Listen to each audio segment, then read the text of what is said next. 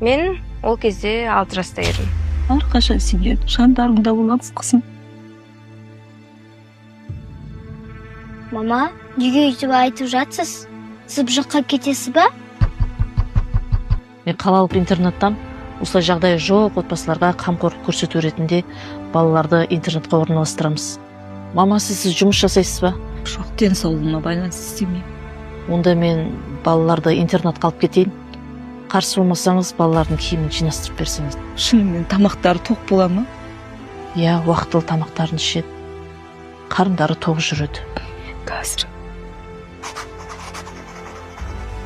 No, мен, no, мамам, no, сен.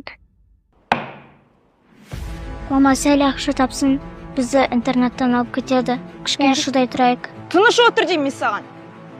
Айгүл, біз үйге барамыз.